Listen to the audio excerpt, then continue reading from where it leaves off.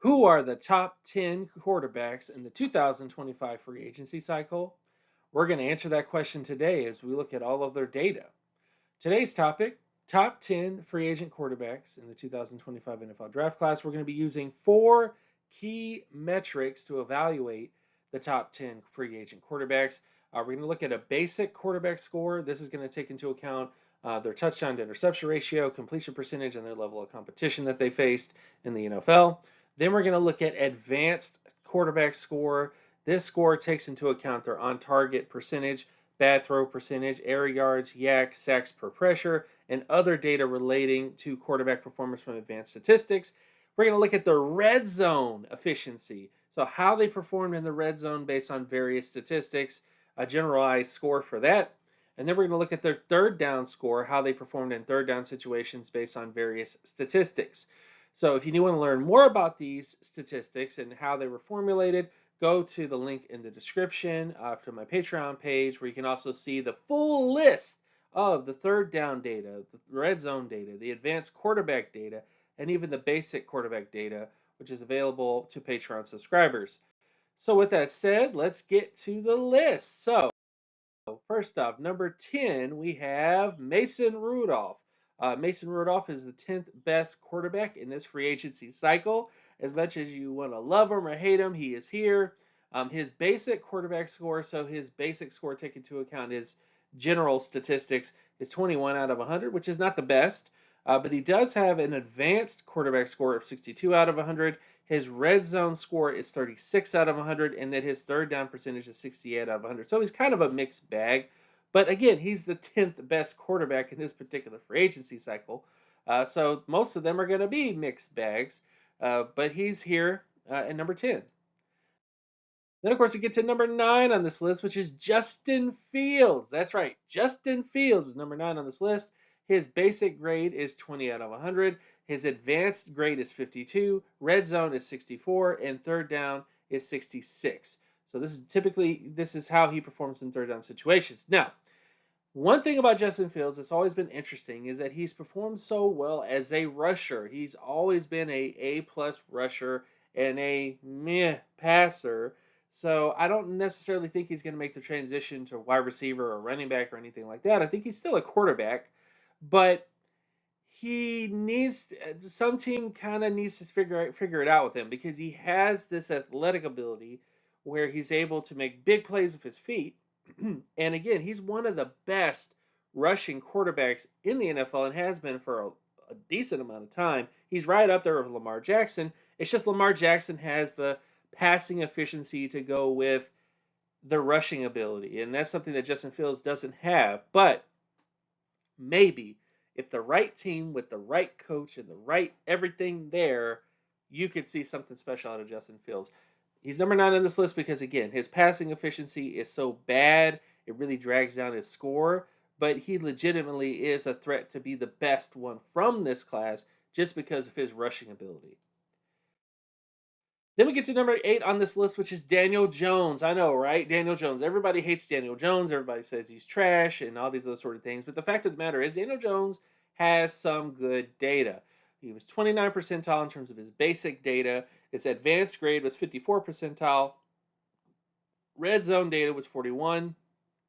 And third down is 66 out of 100. So he typically performs above average in third down situations. His advanced grade again is only 54, which is average. And of course, when you look at his basic data, his basic stuff in his career, it hasn't been great, and it hasn't really got better. And I definitely think it's time to move on. I mean, obviously the Giants did move on from him, but he's still a solid quarterback. If you had Daniel Jones as a backup, you might have something there. If he's your main starter, yeah, it's a little scary. So that's the biggest thing about Daniel Jones. He's good enough to be a stopgap quarterback, if you will, as a backup, not as a starter, but as a backup. But he's not necessarily somebody you want running the show, and that's kind of what his data kind of bears out. But overall, number 8 on this list, again, love him or hate him, Daniel Jones is, out of the quarterbacks that are in this free agency cycle, the 8th best one. Does he need to have a ton of money thrown at him? No. but he definitely is somebody who should be compensated for being sort of a backup or mid-range, bottom of the barrel type of quarterback, essentially, as a starter. Then, of course, you get number 7 on this list, which is Jameis Winston. That's right, Jameis Winston. 32 percentile in terms of his basic quarterback data. His advanced grade was 73 percentile, which was surprising, but he is pretty good in terms of his ability, in terms of advanced statistics, on target throws, bad throw percentage, all that kind of stuff. All that together is very good. And he's also very good against the pressure. He's very good at avoiding sacks, based on his overall data, for most of not his entire career, but parts of his career. So solid numbers there. Red zone, not the best, 44 percentile. Third down situation, 64 percentile. So his data really, what's really pushing him up the most is his advanced data. Again, when you look at it from a force perspective with the basic grade, that's really what that is. It's a force perspective on this quarterback. He's below average. He's always been below average from a force perspective, but he does really well in certain situations. Again, third down situations, really great. Advanced grade typically grades him out pretty high as well. That's why he's still in the NFL. And I think he definitely is somebody who you should consider as sort of a backup quarterback who can get the job done. I mean, he can start NFL games. Is he going to win you a lot of games? Yeah, but he can start and he can do good things for you. Then, of course, we get to number 6 on this list, which is Andy Dalton. For the most part, he's average. He's exactly what you want as sort of a backup quarterback. Average in terms of his basic grade. Pretty much slightly above average in terms of advanced data. Red zone is about 54 percentile, and then third down situations, he's 70 percentile. So he's just kind of average. It's kind of what he's always been. But he's a solid quarterback. Again, if you need a backup quarterback, or you need a stopgap quarterback, or somebody who's going to come in and just win some football games, here or there, he's that guy that can do that for you. Is he going to elevate the team around him? Probably not, but solid overall player for the most part. Then, of course, we get to number 5 on this list, which is Teddy Bridgewater. Overall, again, a lot better than just average. So really great basic grade, advanced grade 70 percentile, red zone 70 percentile, and then third down situations 54 percentile.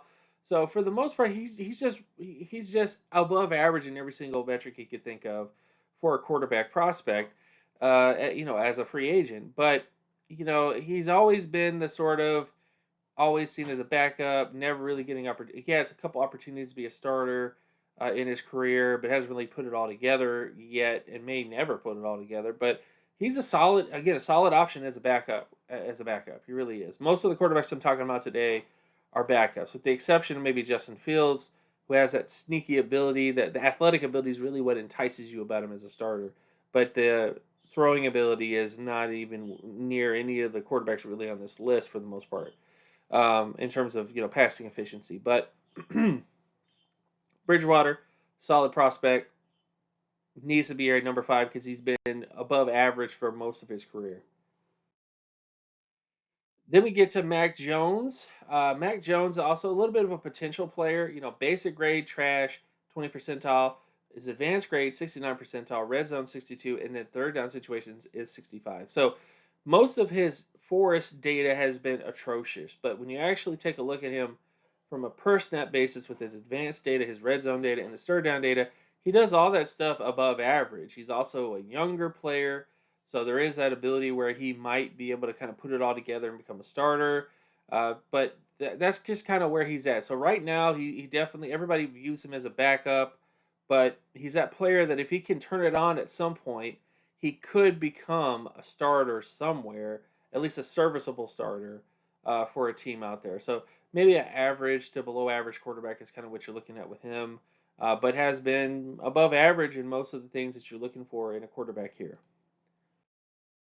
Then, of course, we get to number 3 on this list, which is Joe Flacco. That's right, Joe Flacco. I'm tired of people hating on the man because the fact of the matter is he's played football for a very long time, and his basic grade is not the best. It's 27 percentile, but when you look at his advanced grade, it's 68 percentile. His red zone data is 55, and then third down situations, he's 75%. So that's kind of where he thrives. If Joe Flacco just played in third down situations all the time, he would probably be one of the greatest quarterbacks ever. or at least not maybe not the greatest quarterback ever, but a very good quarterback if he just played third down situations all the time. But that's kind of where he's at right now. He's older now. He might retire. We'll see what happens with him. But he really is a solid quarterback, guys. If you have the right system for him to play in, he's gonna be able to win you football games. And as we saw with the Cleveland Browns, if you put the right stuff around him and really get him in tune with everything, he can put together a really good sequence of starts and win some football games for you. Is he always going to do that? Probably not. There is a bottom to him, especially at his age now. But solid quarterback. A guy that you definitely want to target if you need a backup in this particular free agency cycle, or somebody that could be a stopgap for a little bit. Then we get to number 2 on this list, which is Russell Wilson. That's right, Russell Wilson. He's somebody who his basic grade is 44 percentile, advanced grade 55 percentile, red zone 55 percentile, and then 77 percentile in terms of third down situations. He is somebody who has been kind of had an up and down career. His basic grade would not be that low if it wasn't for his stint in Denver where he played so poorly. But that's just kind of where he's at. He's someone who's a little bit of a limbo. Kind of took a career downward trend a little bit, but then popped back up in Pittsburgh. And there is a question mark of, is he going to resign with Pittsburgh? Are the Pittsburgh going to go in a different direction? We don't know that yet, but he's been solid, serviceable, better than a lot of other quarterbacks out there. And I think, again, if his third year average wasn't as bad as it is, because that's the thing, he was so bad at Denver that it kind of really takes away a lot of the good he's been able to do at Pittsburgh. So that's the biggest thing you kind of have to fix with him. But everything else, solid data. Hasn't been playing his best football, but could turn it on, could put it all together and really do some special things on the right team. But we'll see what happens. But he's number 2. Then we get to number 1 on this list, which is Sam Darnold. That's right, Sam Darnold. Now, this guy is a little bit of the opposite of Russell Wilson in that a lot of his data has been so well or graded out so well because of the Minnesota Vikings season. So he's 89 percentile in terms of his basic grade. His advanced grade is 65. His red zone data is only 57 percentile. So again, he's not without faults, and his third down situation data was 82 percentile. Now, this data, so the third down situations, the red zone situations, the advanced grade, all that stuff, is taking a look at a per snap basis. So Sam Darnold was already a fairly serviceable, solid quarterback in terms of the situations that he had to get into the football game. Not talking about the Vikings, but just before the Vikings, he had some solid data from a per snap basis. So this is really what kind of helps him out the most. But is this somebody that you are going to bet the farm on, especially since a lot of the stuff is kind of inflated from this 2024 season where it was like a 180 or honestly a 360 from the bottom of the bottoms that we've seen Sam Darnold, because Darnold legitimately was one of the worst quarterbacks in the NFL when he was on the Jets and has slowly kind of kept his name out there in the NFL and then finally finds the right spot and then boom, right up there with the Vikings. So he is somebody who's interesting. He was a guy that coming out of college had a very great quarterback profile in terms of his overall analytics data. I think I have a couple videos on the channel from way back then on him, actually. You can check it out, Sam Darnold, All Pro Football Data, or Common Man Football, all that kind of stuff. But overall, a solid player. Don't sell the farm for him. Really don't. I don't want to see him getting a ridiculous contract for like 4 years with like $100 million guaranteed. He's not that type of quarterback. I think in terms of his data, he really is sort of an above average quarterback right now. Right now. So, which the NFL is stands for not for long, but he has all the data that you're looking for to be a solid prospect for your team, to be a starter, but he's not somebody that I could see becoming like one of the best quarterbacks in the NFL. I could be wrong, but I don't think that's going to happen at this juncture because how long it took him to break out. Usually, quarterbacks that take this long to break out become good, serviceable starters, kind of in the Ryan Tannehill kind of way, where they're above average. They're good. They're good, but they're not gonna be able to like push you over the upper echelon type of quarterbacks in the league. So you have to have like a really great team around them, and then you just have to have a good amount of good fortune going your way, and that obviously is what the Vikings have experienced so far in terms of some things there. So, but he's number one based on his data. There's a lot of things to like about him, but again, not a perfect prospect either. Overall conclusions, I would say, Sam Darnold may be the top quarterback this free agency cycle, but that does not mean he will have future success. Anytime you go to a different team with a different system and other personalities, you can never predict what, where that will lead you. Similar or better results. You never really know. Just look at Russell Wilson or to the Denver Broncos, right? So the pessimistic side of me would say this quarterback free agency class sucks and you shouldn't spend a great deal of money unless you have no other option, which honestly is how every cycle should be. Because again, if every quarterback free agency player didn't suck, they wouldn't be hitting free agency. So, that's the biggest thing, guys. If these guys truly were a value, which we'll see what happens. I don't know if Sam Darnold will test the market or not. That could happen. He could get signed to the Vikings again, though. Same situation with Russell Wilson. There have been rumors of talks between him coming back as well. So we'll see what happens. But that is this quarterback class in a nutshell. A lot of guys that, even with the top two players, Russell Wilson and Sam Darnold, you got to be careful in terms of how much you pay them because in both their cases, they're like 75. If you gave them a grade, they would get a C legitimately. They would get a C, and then Russell Wilson probably be like a D plus. Is how you would view them as a quarterback. So he's a C plus player. He's good.